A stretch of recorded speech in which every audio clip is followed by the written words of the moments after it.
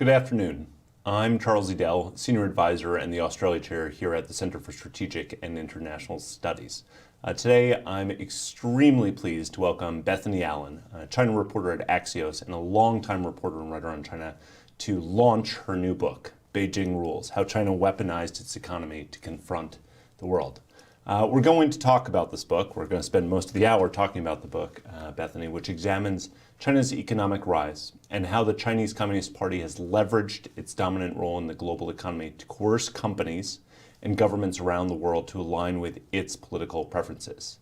We'll also discuss the effects Beijing's coercion on various countries and communities and how democratic nations are responding around the world. But let me first introduce our guest. Bethany Allen is a reporter at Axios. She previously worked as lead reporter for the International Consortium of Investigative Journalists China Cables Project, as a national security correspondent for the Daily Beast, and as a reporter and editor at Foreign Policy magazine.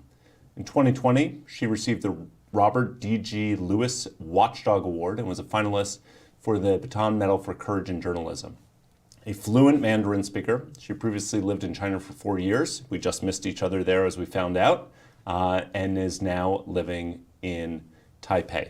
As I said, congratulations on launching the book here today. We're thrilled to be hosting you for this book launch and really want to get straight into it. But before we get straight into it, Bethany, just to step back a little bit, because it's just so interesting as a journalist how you arrived at this place in this book. Can you just give us a little bit about your background? What led you to studying Mandarin? You're from Texas, as you told me before. How did you get into the field in the first place? Well, thank you so much for hosting me today. I'm just delighted to talk with you about the book. And yeah, I have been working on China stuff for half my life now.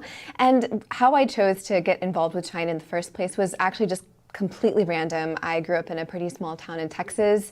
I had never even had American-style Chinese food, and in college, I had some options for where I could study abroad, and I pretty randomly just chose China. And within a few weeks of being in Xiamen, which is in Fujian province in the south, right across the strait from Taiwan, it's this subtropical, beautiful city.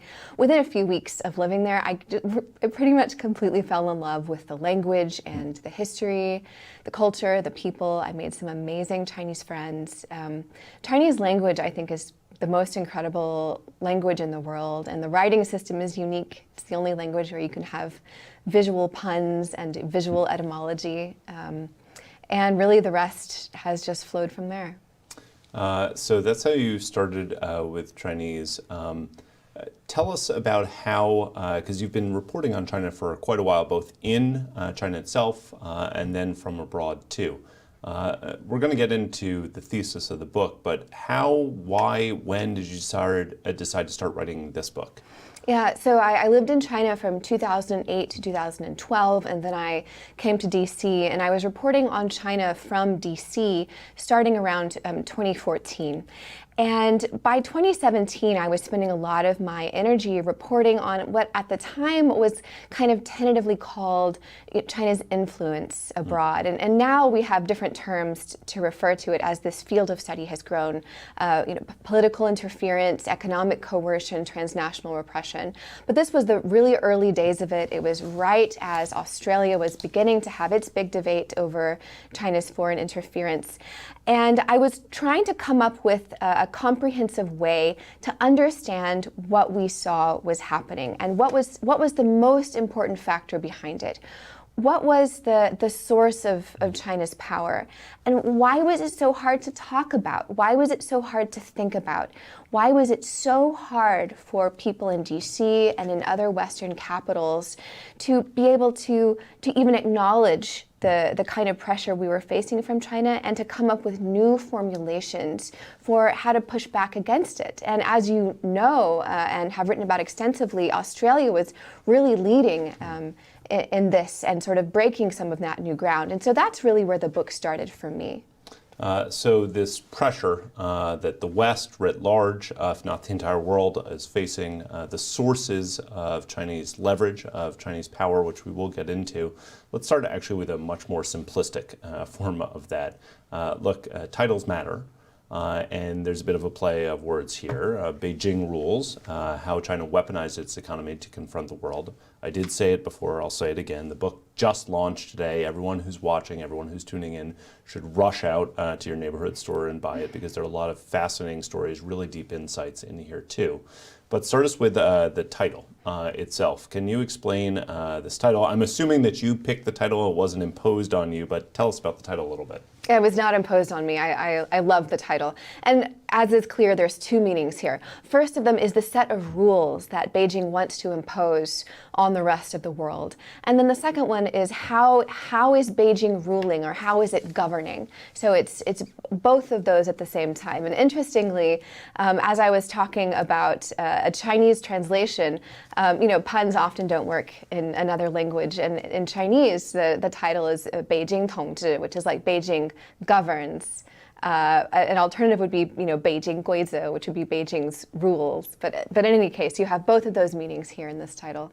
Yeah, but give me the subtitle a little bit more too. And in case you can't read it, over my shoulder here on the screen, it's How China Weaponized Its Economy to Confront the World. And really what I want to get into here is, without giving away too much, right? This is a teaser. People have to read the book too.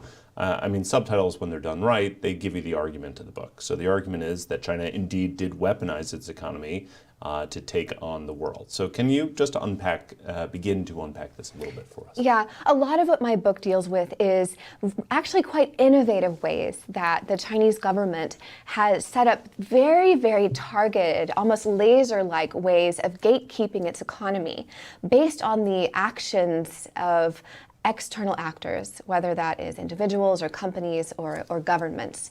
And then the Chinese government will selectively open and close those gates, a kind of conditioning for the rest of the world. If you act this way, you get lots of money. If you don't act this way, or if you act this other way, you don't get money and you get punished. And it's different, and we can get into this more later. The way that Beijing has done that is different than the way that the U.S. does that through sanctions, or that the West does that through sanctions. When you say act this way, let's talk about this way a little bit before we get to the actual strategy of how you read that Beijing has gone about this. Because this way assumes that there are certain norms, certain ways that Beijing wants the world to act. We might even say that those are objectives that they have for how foreign societies relate to, talk about, discuss Beijing itself. Look, early in the book, you write that while the rest of the world was hunkered down in the early months of the global pandemic, Xi Jinping really saw this as an opportunity, a moment to go on the offensive. And in fact, you write that it was a moment to push its national interests, often in a manner incompatible with democratic values, and its long-term ambitions and strategies, sometimes veiled or hard to read in the past, now became explicit if we look at China's activities from the outset of the pandemic. So first of all, what are those objectives? Why were they hard to read in the past? And then why all of a sudden did they come bursting onto the scene in a way that most of the world could read it? We can think about this in terms of China's core interests. And that is a list that very traditionally will include the three T's, Taiwan, Tiananmen, and Tibet. So in other words, interests that are, so China's sovereignty, where Beijing draws the line and says, we will not even have relations with you if you do not, if you recognize Taiwan, the government of Taiwan. Other core interests include the South China Sea. But what we've seen is a gradual expansion of China's core interests to include Hong Kong, the pro-democracy protests in Hong Kong, Xinjiang, the genocide that China's committing in Xinjiang, always human rights abuses in China. And when I say rules, so Beijing rules, what are its rules? Its rules are that you have to abide by Beijing's positions on these core interests. And initially, that was oftentimes quite passive. So as long as you don't mention Taiwan, as long as you don't criticize China's human rights records, then you're doing fine. Increasingly, though, the Chinese government is requiring an active participation in promoting China's core interests. And with COVID, what we saw was, for the first time, an expansion of at least China's implicit core interests to include something that affects everybody in the world. And that was the origins of the coronavirus. In effect, Beijing was dictating basic scientific investigation and fact. So when Scott Morrison, then the Prime Minister of Australia, made his call in April 2020 for an independent investigation into the origins of the coronavirus, we saw China slap tariffs on a lot of Australian imports to China. And that is something that China had previously reserved for these more narrowly defined core interests. And briefly, what I'll say about why, or maybe we can get into this in a second, you can tell me, I'll go into why this is authoritarian, because every country has national interests. Every country has core interests, even if they don't call them that. That's completely normal and natural. But where I explore in my book is what makes this, China's, the power that it uses to push these interests, what makes that authoritarian. Yeah, well, actually, let's get right into that, right? Yeah. Because it's not anomalous, it's not a crazy thing to say that a country has national interests. It's not crazy to say that as countries become more powerful, they prosecute their interests more vigorously. But you're actually arguing something slightly different. First of all, not that they're going after their interests more vigorously, but first of all, the set of interests in and of itself is expanding, and the way in which they're going after that is quite challenging to people around the world. Explain that a little bit more. Yeah. So what we see is there's several elements here. So first of all, some of China's core interests are themselves inherently, by their very nature, opposed to liberal democratic values. So for example, the way that the Chinese government is committing genocide in Xinjiang, of course, it's human rights violations, it's stamping out of traditional political rights in Hong Kong. But much more than that, the way that China is pushing these on the international stage is also in conflict with liberal values. And here's some examples of that. So the way that the U.S. uses sanctions, right? The West has sanctions. The sanctions that the U.S. and that the international community levies are usually, not always, but usually to promote multilateral interests. So for example, nuclear non-proliferation, combating terrorist financing, upholding the integrity of the international financial system through punishing money laundering, and these kinds of issues.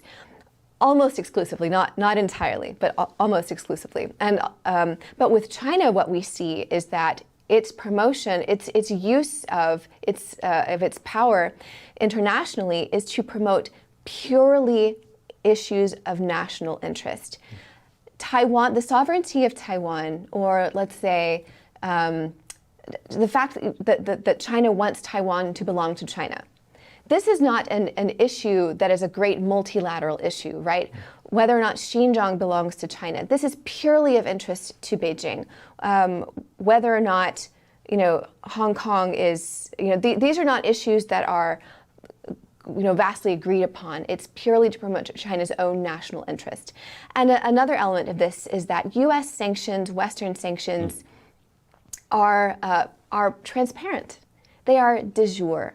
When one is issued, we all know there's a website you can go to. There's an appeals, there's a way you can push back against this. And when China uses its power to pursue its core interests, it is opaque. It is often de facto, and there is no appeals process. Well, let's talk a little bit, and we can get into some more specific examples here, because I find that quite interesting. And if we're talking about the opaque processes, we're talking about the strategy, right? How China goes about prosecuting its own interests.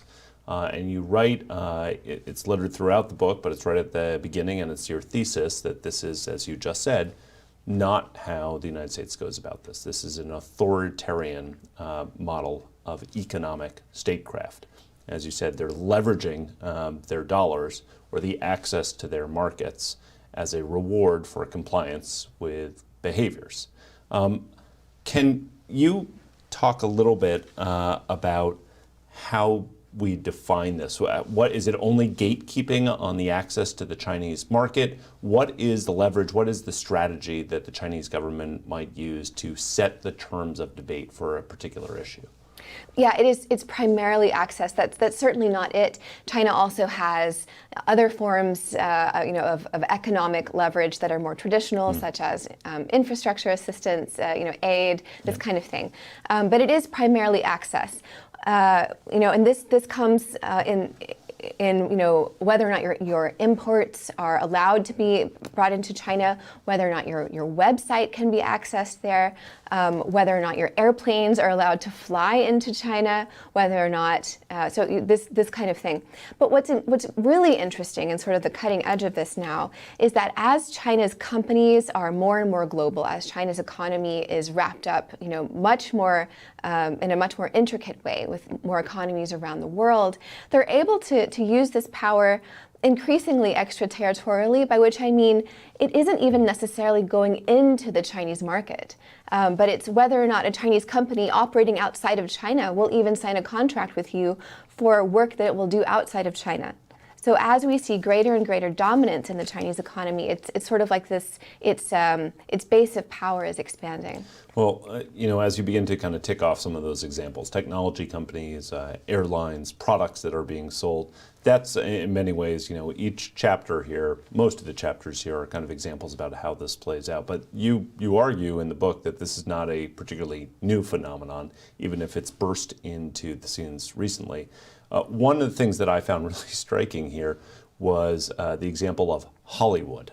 That this is not just something that the Chinese government carries out, but it's something that's complied with by firms and by whole industries. And in Hollywood, you argue that this has been going on for a long time. Well, what is this? Can you explain how this works in practice? Yeah, so one of the earliest examples that I can find of China's economic statecraft in this way is 1997, when there were two movies that were put out, one by Disney and one by Columbia TriStar, both about Tibet, and they both portrayed Tibet and the Tibetan people and their plight as basically subject to invasion by China. They portrayed this in a sympathetic way. And this is back to China's three T's. It's very, very traditional core interests. And Tibet is one of those. And so we saw two different punishments basically for these two different studios. So Mulan was also the original animated, Disney's Mulan was due to be released in China also in 1997 with Chinese subtitles, and its release was delayed. And for Columbia TriStar, films from that production company were not allowed into China for years and years afterwards. And what's so fascinating here is that at the time, in 1997, China's box office was tiny. It was just negligible. And yet, from that time on, from 1997 until today, there has not been a single major Hollywood production of a film that shows that goes against the CCP's basic red lines. There has been, no films about Tibet. Again, no major films. There haven't been films that portray the Chinese military as a kind of a villain. Portraying basically the Chinese Communist Party in any kind of negative way. And it's stunning that the party was able to gain that kind of self-censorship, that kind of obedience, only on the promise of future wealth. Now the Chinese box office is the largest in the world, and it first passed that mark during COVID, when the Chinese government response during the middle of COVID was quite good, and so they could keep their theaters open, whereas those in the U.S. had to close. So now it's a huge moneymaker, but at the time it was merely the promise of future wealth. And that incident was obviously widely covered in the media. But it took a long time for people to kind of connect the dots and realize that this wasn't just an incident of, of something unfortunate that happened to a couple of companies, that this was the beginning of a new form of comprehensive national power. It's funny when you describe it like this, that China did not like the depiction, the Chinese government of China, so it sought to induce and then potentially punish at the same time Hollywood. I can't tell from your description how much of the fault goes to Beijing and how much to Hollywood itself for choosing to self-censor. How do you think about that? Well, that is what a lot of my book is about, and I think that the way that we've been approaching it for the past, 4 to 5 years, as this issue of self-censorship to please Beijing has become much more widely understood and well known. Our knee-jerk impulse is to blame the companies, to blame the CEOs, and to accuse them of greed, and certainly also to blame Beijing and to fear Beijing for wielding this form of power. And I understand that, and there's nothing wrong with naming and shaming companies for doing that. But what I think is problematic about that is that those companies and those CEOs are simply acting according to the rules that the U.S. and the West have basically set up for the past 40 years, which is, the primary interest of businesses is to get money for their shareholders. This is the bedrock fundamental principle of market capitalism as the way that we have practiced it. And so basically what we're doing is we're suddenly changing the rules on these CEOs and on these companies, saying, how dare you? Now that capital, now that wealth is being wielded by a foreign authoritarian government, instead of by, a set of liberal democratic governments that agree not to insert politics, usually into basic trade. Now we're saying, things are different. You can't act that way. So I would say, yes, we can blame the companies. Yes, we can blame Beijing. None of that matters. We can blame whoever we want. What we have to do as a society and as a government is to change the rules on our side, to change behavior, to reshape the regulatory incentives to change the company behavior. You point out that the companies in Hollywood, at least, Hollywood as an industry, weren't going against the rules, just maybe acting in ways that we wouldn't countenance from a moral standpoint. But as you write, money is not moral in and of itself. But there are some examples that you have in this book where companies are potentially violating the law. There's a chapter in here on Zoom that is fascinating. There's a lot of fascinating in here. I recommend the Australia chapter and the Zoom chapter, but everyone really should read that Zoom chapter. And what's so interesting is it's not just kind of, objective reporting. You're a part of this story yourself.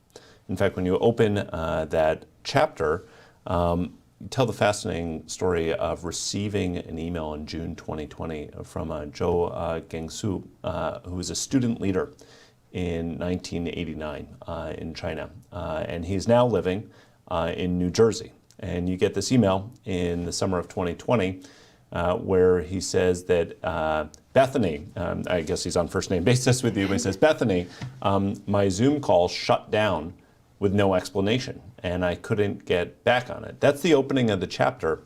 And you write that email set in motion a chain of events that would culminate in a groundbreaking case by the Department of Justice investigating how far the Chinese state security branches had reached inside of U.S. companies and inside of the United States in some ways on American soil. So that's different than the Hollywood case. It's a very complex chapter, but maybe you can walk us through the top lines of what happened to you when you received that email and what happened afterwards for Zoom. Sure. So Zhou Fengsuo is someone I've known for quite a number of years.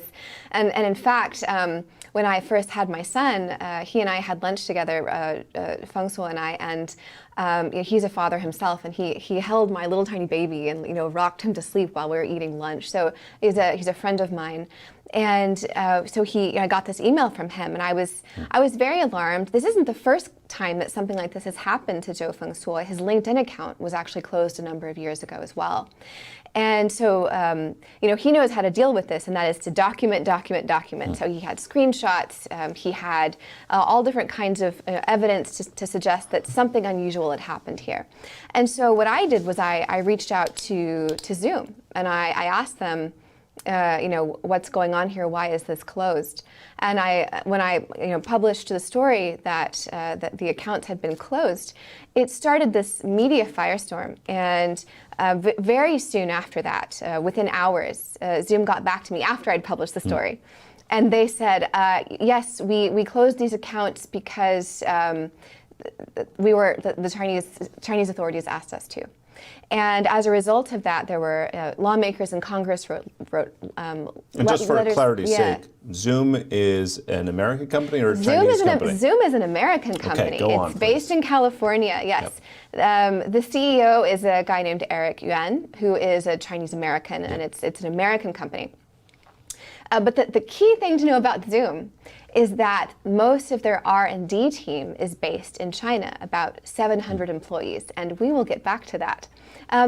So this happened just a couple of months, about, I guess, 3 months after the lockdowns in the US. And that matters because, as we all know, Zoom went from, some kind of, maybe you've heard of this video conferencing platform, to having millions upon millions upon millions of users in the pandemic. I mean, how many Zoom meetings have we all sat in on? So the pandemic was a huge windfall for Zoom. But what also happened was it was a pretty big windfall for China's security services. And let me walk you through how that happened. In 2019, the Chinese government blocked Zoom from the Chinese market. And now Zoom operates around the world, right? But they also were operating in the Chinese market. And we didn't know this at the time. This came out later when the Department of Justice issued an indictment about 6 months after the article that I published. And so the Chinese government blocked Zoom, and they said, if you want us to unblock you, you need to come up with a rectification plan for how you will better implement our laws and essentially our censorship. You need to demonstrate how you're going to monitor in real time the content that is happening inside of China on your video platform, etc.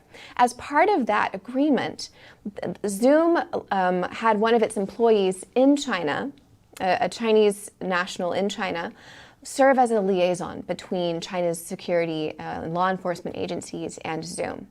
Here's where it gets super fascinating and concerning.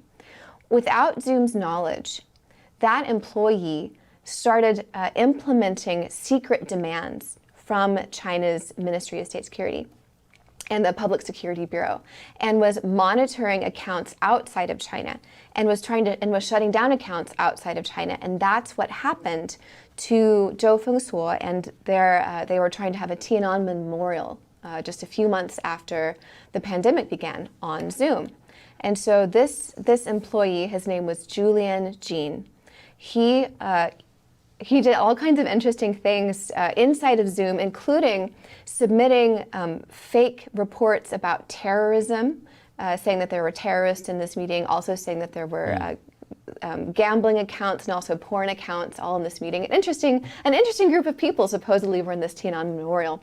In any case, that is what this shows is that Zoom in their filing the year before had said that they knew that it was a risk, that it was a reputational risk to have employees in China, to have their R&D team there, and that it was a risk to have operations there. But they continued to do it because it was cheaper to have their R&D team there. And so again, you see this interplay of money and profit and access to the Chinese market.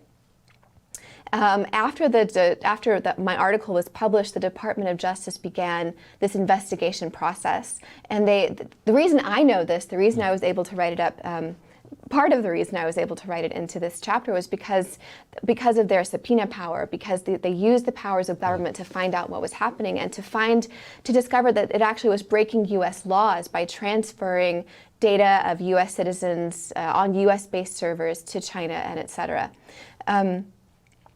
And that is really significant that the Department of Justice did this because it was the very first time that the DOJ had pursued a case of what was essentially digital transnational repression all the way to the end, to an indictment of that employee in China.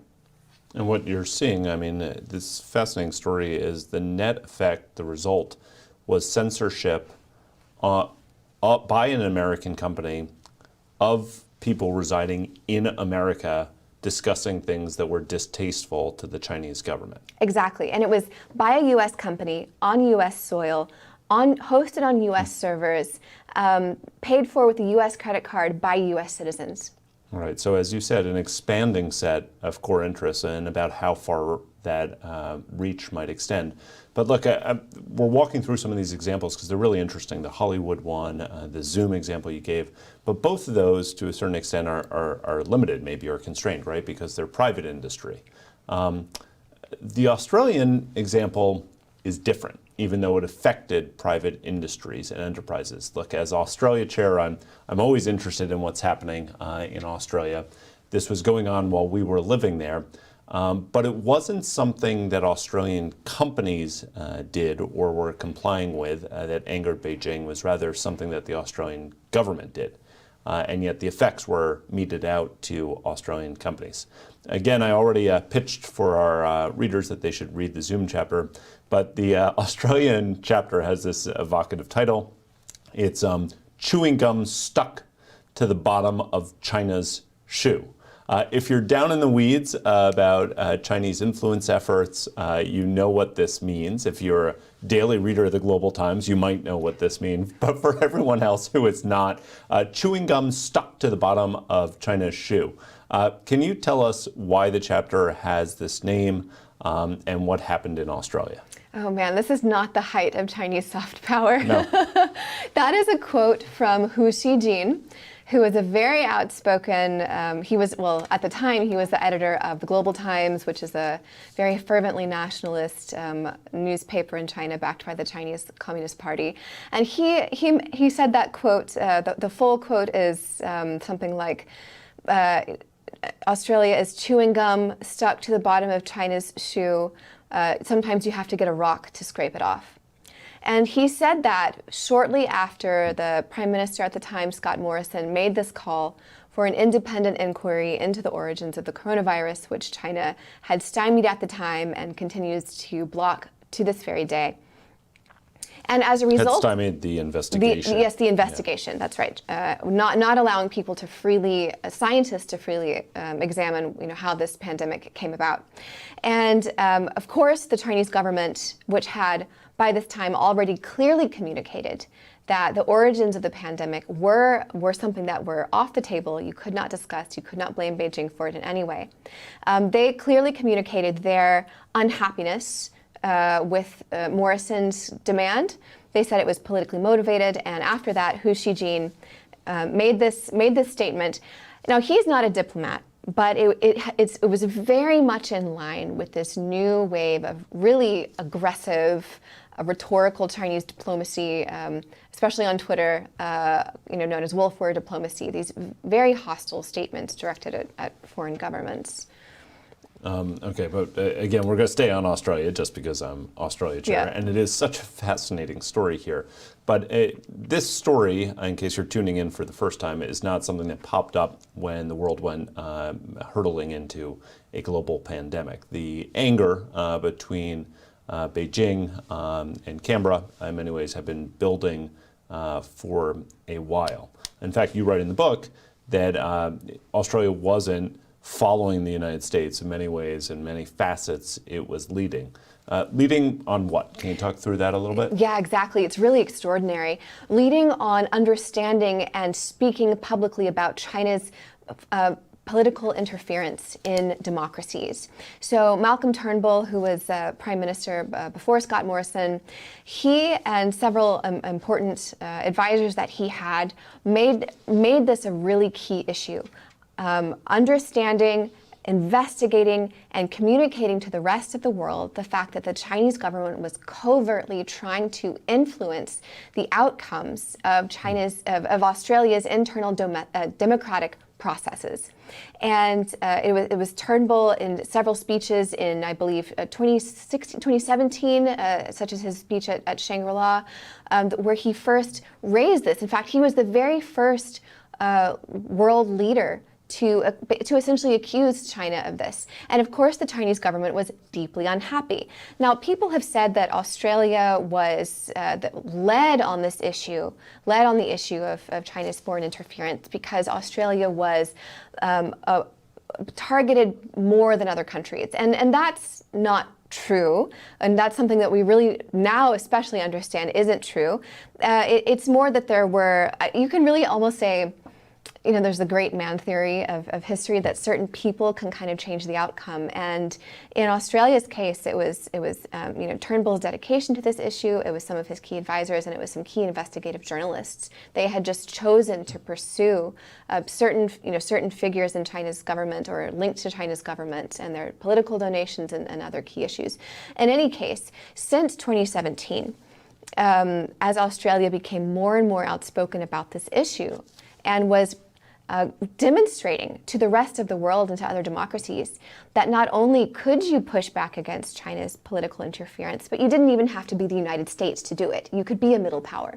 And Beijing was very unhappy about that. Up to this point, the Chinese government had been able to say to the world and believed that they were not like Western imperial powers. They were not going to interfere in the inner workings of other countries, and that was how they were different. And after Australia's big debate about this, it became clear that in fact that was not true of the kind of superpower that Beijing was.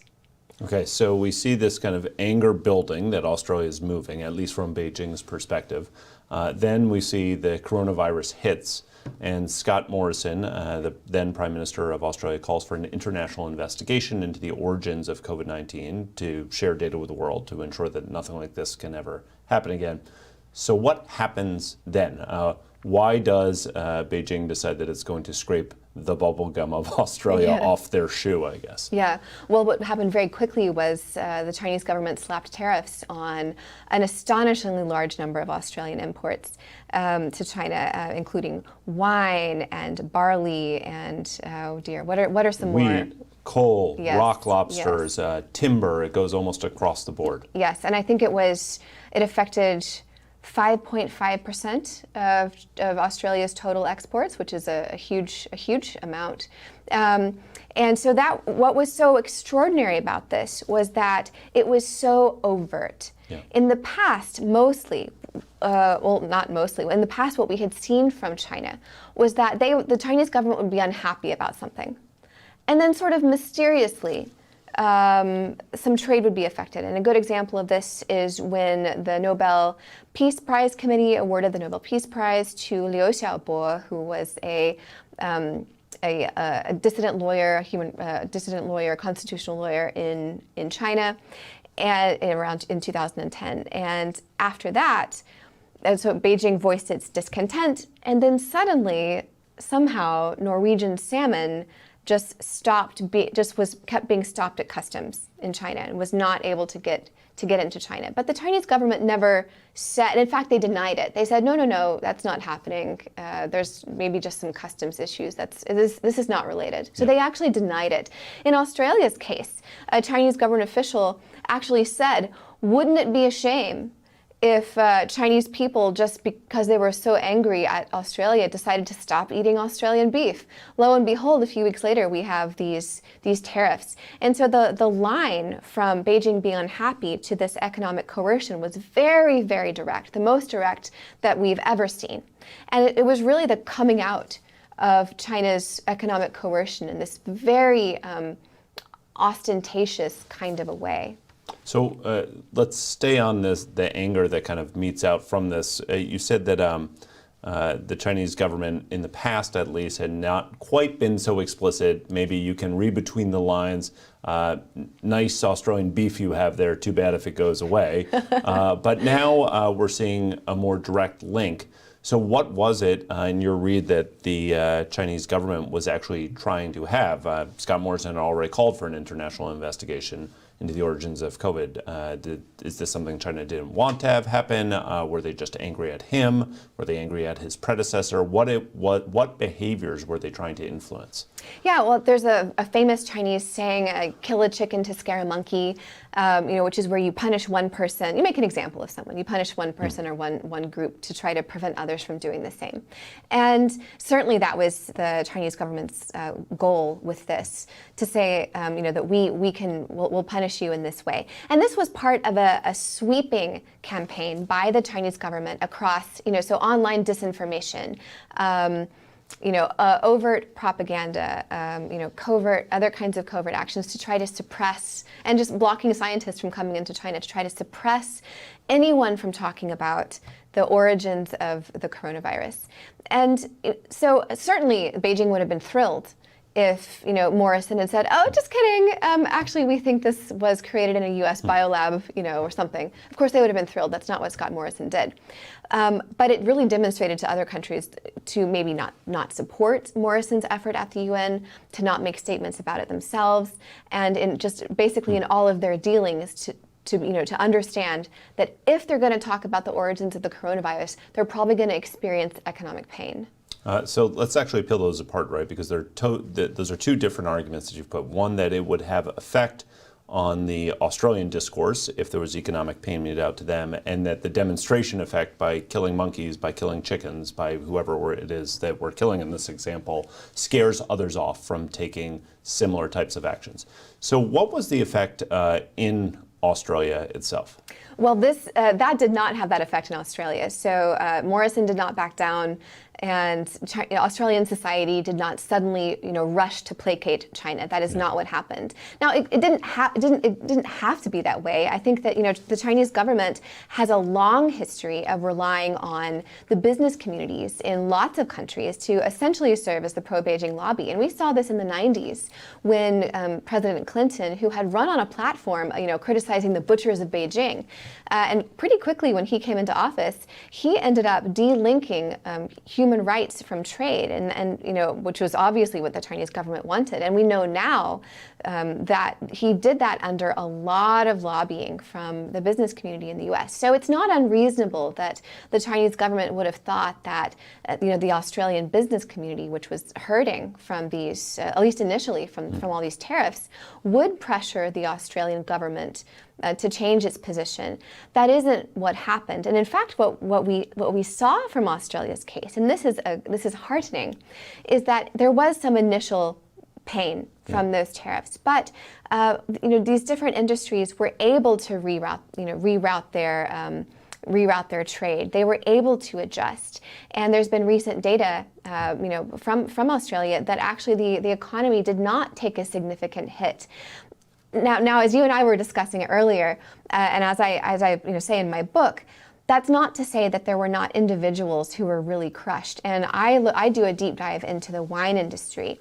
And what is so ironic is that there were many, there were vineyards and wine exporters who really did close, many of them.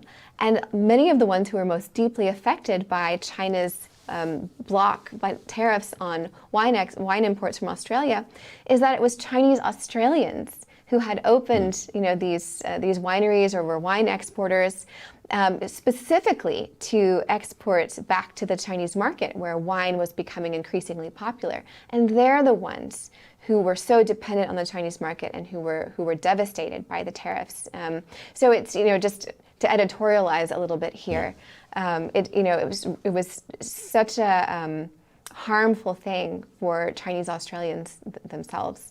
But the larger picture here is, I think, what the world really learned from this, and what Australia learned, I think, was to have more confidence in their ability to rely on their own resilience, more confidence in allies and partners, and to not be so afraid that they are so dependent on the Chinese market. Well, look, actually kind of stepping back from this, right, because your reporting is not just on Australia, it's not just on China. I mean, your newsletter that you put out on a weekly basis spans the world and China's impact and effect on the world. I want to talk about that demonstration effect a little bit, about how other countries have reacted to the Australian case per se, how they are reacting to other instances of China flexing its economic muscles. I know you've written a lot about Lithuania, for example, of late. But when countries look at the Australian experience, is it kind of a universal across the board? Okay, we can handle this. We're more resilient than we thought. Is it a little bit of fear? Is it somewhere in between? What have you seen as you've tracked this question kind of around the world? Oh, people are very sensitive to it still. And I want to go back to the Hollywood example. So for now there has been extensive, reporting on the issue of self-censorship in Hollywood, but for a long time it was really hard to talk about because it was really hard to talk about the fact that there were no movies that were coming out of Hollywood that were critical of China. Why is that? Why weren't there big headlines about it? Because it's impossible to report on something, or it's extremely difficult to report on something that doesn't exist. And in Hollywood, studios were so conditioned to understand that they could not access the Chinese market if they had anything negative about China, that not only did they not accept films to make, but that even screenwriters were not even writing the plays. We're not even, writing the TV shows and the movies, and we're not selling them. So it went all the way. This self-censorship went all the way up, all the way back into the minds of screenwriters because they just knew that wouldn't sell. So let's take this idea and apply it to China's economic coercion against governments. There have been some recent reports tracking this economic coercion, these specific examples on South Korea, which we haven't explored that much yet, Australia, Lithuania, this economic coercion based on government decisions that affect companies. And in these cases, so Lithuania, South Korea, Australia. The Czech Republic. The Czech Republic, great example. Yeah. The governments in those cases, none of them backed down in those specific instances. But I want to highlight that in 1997, nobody deleted those two films about Tibet. Those films actually exist. That happened. And so it looks like what we're seeing is that this China's economic coercion doesn't change the exact behavior it's punishing. But it is very, very difficult to quantify the spillover effects onto other governments and other companies that are watching. How many smaller countries, mid-sized countries, look at how Australia suffered, look at the stress that it went through, look at Lithuania, the stress that its companies have gone through, South Korea, Czech Republic, and say, oh yeah, sign me up, I want that. What we do see is incredibly careful language around China, even from the world's most powerful countries, even from the US. Okay, this is a challenging question. As you started at the beginning, the rules and kind of refiguring the rules has been China's MO, but there's a response coming too. Let me pause for a second. I have a lot more questions I want to talk about. We haven't even gotten into Richard Gere, which we probably won't in this discussion, but also about outspoken actors who then can't find jobs. Yeah. This is a many technical problem. We'll pause on Richard Gere for now, Bethany. But there are a lot of questions coming in. I want to make sure that we can bring the audience into this before circling back for one or two. Which you can, very briefly summarize as a very, very lightly regulated capitalism. So, a minimal government intervention into business decision-making and markets. This became orthodoxy, economic orthodoxy in the U.S. on both sides of the aisle, for both Republicans and Democrats. Certainly, with Reagan's election in the 80s, it took over the Republican Party. But even by the 90s, Democrats were operating within a framework of neoliberalism. Of course, we don't want to regulate too much. Of course, we have certain assumptions that that if a state is involved, if there's state-owned industries, if the government is directing the development of the economy in some way, on a theoretical level, of course that's not going to work because we've really fully bought into the idea that the freest market is the best way to go. And China's model never went that way. It never reformed in that way. And, in the 90s, there was shock therapy that was very, happily applied to post-Soviet states and to Russia, which was, sudden austerity, sudden lifting of price controls with the belief that this, sudden shock into a very lightly regulated capitalism would create economic growth. And what's so fascinating about China and China's leaders is that in the 90s, they very specifically debated about this, and they chose not to do that. And because, for so long, American economists, American, foreign policy analysts were not able to get out of this framework of, an economy that is very significantly directed by a government cannot possibly prosper. We were not able to get out of that.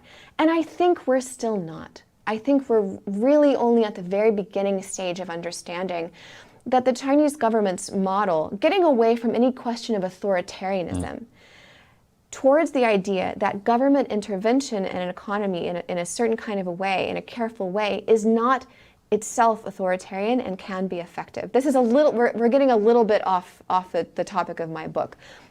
But with, since the coronavirus pandemic in the U.S., there has been a re-embrace of industrial policy. And in some ways, that's what we're talking about, this sense that maybe markets can't make the best decisions all the time. In fact, we heard from the U.S. National Security Advisor, Jake Sullivan, about why the United States needs to have an industrial policy at this point, because the old rules simply don't cut the new world that we're in. Exactly. And so that is a way of understanding him, Sullivan saying that and acknowledging that, and it feeling new is itself an answer to the question of why did we not believe that the Chinese Communist Party could govern the way that it does and still make so much money?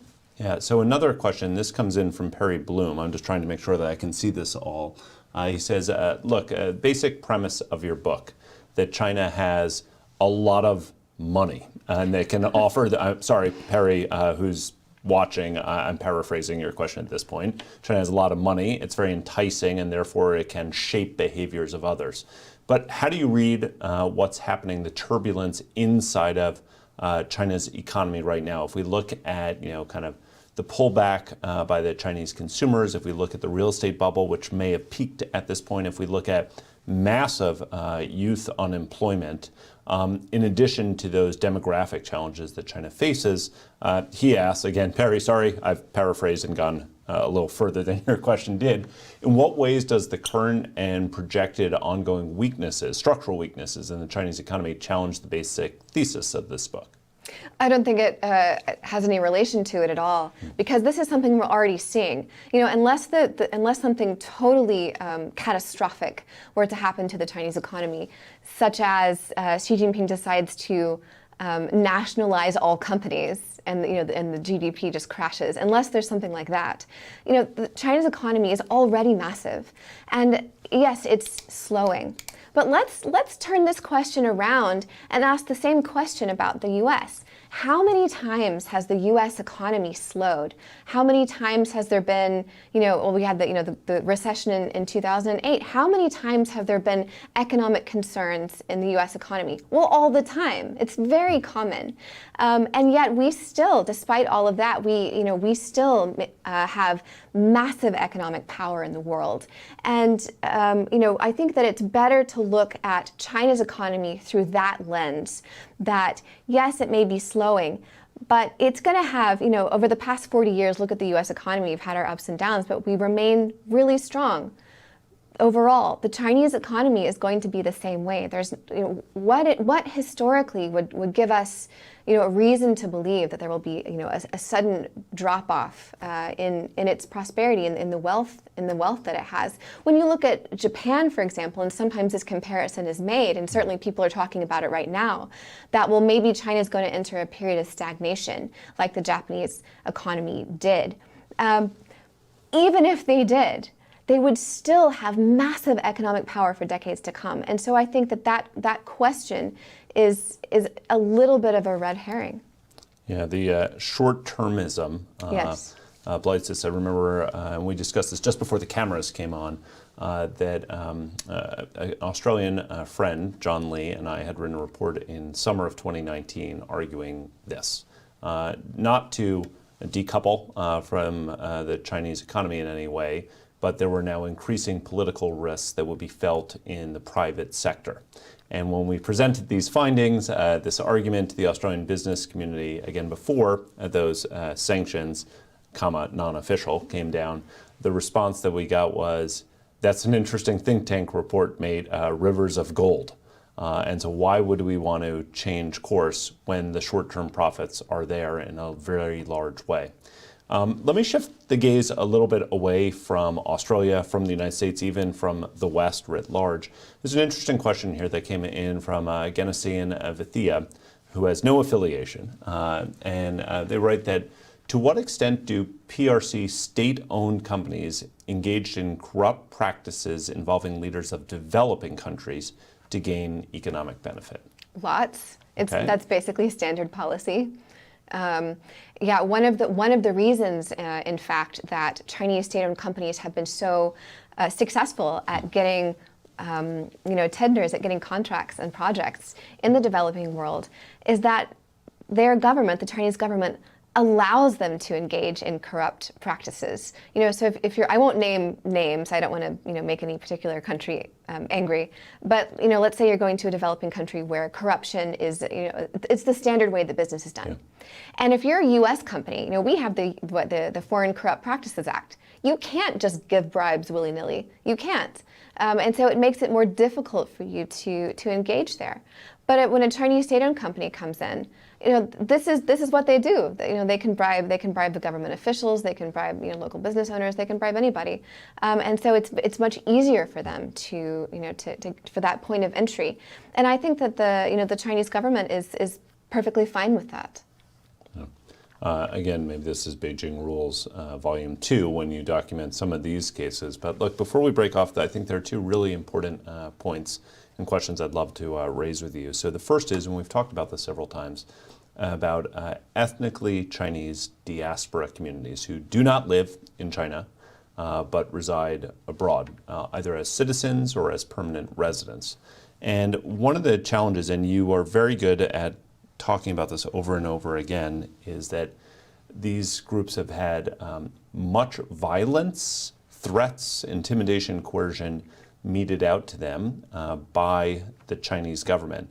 But also, the violence directed against them is oftentimes exacerbated by language that we see coming from Western politicians themselves. This is a tricky but a necessary part of the conversation. And so I know you addressed this several times in the book, but how do we think about that? How do we make sure that our own citizens, those people who reside in our own countries, are actually protected, and that we don't get out of hand with our rhetoric as well? Yeah, I have a whole chapter about this, and I think one of the most important things to do is for local governments and civil societies to talk to Chinese communities and to Asian communities who also, are on the receiving end of anti-Chinese racism, because people can't tell them apart. To talk to Chinese diaspora communities and ask them, what do you need to feel safe in this country where you are welcome? Because Chinese, people in Chinese communities, they know what they need. And if that, in some localities or in some places is, more support to fight racism, that's great. And if some people feel like they need more support to make sure that they are not facing pressure from Beijing, then that's what we should give them. And I think that the most important thing, number one, is to talk to them and to ask. Second is to create a policy environment that understands that the Chinese Communist Party does what it does, and that Chinese people around the world are often victims of that. And so to create a policy environment that helps insulate and support people who are targets of the Chinese Communist Party, and to communicate it publicly and clearly that kind of behavior is not acceptable. And I would say that the FBI's Office of Transnational Repression, which has been very active over the past 2 years in pursuing cases of Chinese government repression on U.S. soil, has been incredible for this. They have done a very good job of pursuing and tracking down cases where Chinese people in the U.S. are being harassed or just basically their lives being interfered with by people who are being directed by the Chinese state or by the Chinese state themselves. And by making these cases public, it helps in some ways actually counteract the effects of racism, because it shows to the American public that Chinese people here are victims and they are vulnerable. And that they are oftentimes people who are just trying to go about and live their lives. And then another really important and key point is to understand that rhetoric, as you said, matters. And it reminds me a lot, in fact, of the war on terror and of the rise of ISIS in the U.S. and how that affected Muslim Americans, who also are, disproportionately, Muslims around the world are disproportionately the ones who die in terrorist attacks. And they're also, then on the other hand, the victims of Islamophobia. And there's lots of studies showing that the way that people, especially politicians and media, talk about terrorism really affects behavior. And so the way that we talk about what the Chinese government does, separating that from the Chinese people and trying to separate particularly policies. And I'm going to give a negative example of what governments should not do. The government of Florida has now passed a law that puts restrictions on, and in lots of cases actually bans, Chinese nationals from owning property from owning property around sensitive facilities and other kinds of property. And that is really harmful, because the trickle-down effects of that is that if you're someone who's selling property, if you're a real estate agent and you know that this law exists, because it's so sweeping, so unnecessarily sweeping, that when someone who has a Chinese-sounding name comes to you, it's gonna change your calculus of how, or very easily could change your calculus of how you treat them, and that has could have potentially negative effects on their basic civil rights of where they can live and what property they can own. Final question for you, because one of the things that I think comes out on this is we are talking about some really pernicious effects, but the book is reported analytically. I read it as quite objective and very balanced throughout. And one of the points that you make early on is that when we think about climate change, challenge or problem that we all have to deal with, we should also think about COVID, in the sense that how China responds to one might be indicative of how they might respond to the other. And what you say, and I know you've said this here several times because I don't want anyone to accuse you of China bashing here, is that there are things that the Chinese government has done and China's society has done that were overwhelming successes, but these also need to be balanced against those harmful effects that they had. And in fact, you say that when we think about what China has the ability to do, China's best qualities, its emerging leadership in science and technology, its ability to mobilize its population and quickly, its ability to produce things really fast, we really need those to come to the fore when we think about climate change, maybe more so than some of the worst impulses of the Chinese Communist Party that we saw play out in COVID, like the hiding of its failures, the rebuffing of international inquiries, the punishing of critics, and putting politics before science. So look, a very large question as we end here, but how optimistic are you at this point that those excellent qualities, some of those comparative advantages that the Chinese government might have, might prevail against some of those negative countervailing influences that the CCP has? I'm not super optimistic, but there's reasons for optimism, and I would give, well, sort of. I would give two. I think that as the effects of climate change become more clear and more obvious and more pressing. So, right now we're having a huge heat wave in the U.S. Same in China. There have been record-breaking temperatures throughout northern China in recent weeks. There was a huge, deluge of rainfall in Beijing, changing weather patterns. I think that as these effects become, more apparent and more deadly in China, that the Chinese government will have the ability and the will to cut through, and the Chinese Communist Party will have the ability and the will to cut through some of its weaknesses, to push for real scientific policies that counteract the effects of climate change. I think it's possible. And the other area is of, let's call it relative optimism, and let's just say within the next 5 to 10 years, I think the Chinese government is much better positioned to do things like have a transition to green energy than the U.S. Because in the U.S. the Republican Party is more or less the party of climate change denial, and with and the way that our politics works, it makes it very difficult for the U.S. to have sweeping measures to reduce carbon emissions and to meet our carbon commitments. So in that sense, I have a relative optimism about China. Good, but you haven't yet told us, and I guess we won't carry on the conversation just because we're at the top of the hour, that for that to happen, some of these tendencies that we've been talking about the entire hour, particularly the Max Brooks type effect. Yes. For those of you who Yes. don't know what we're talking about, read World War Z, then think about cover-ups that happen that prevent science from taking the lead. But look, we've really covered the gamut here. This is a terrific book that really flows out of your journalism. I know you're in Taipei and you're covering such an interesting situation there. Congratulations on the book's release. I really hope everyone reads this. And thank you and good luck as this moves forward, Bethany. Thank you so much, Charles.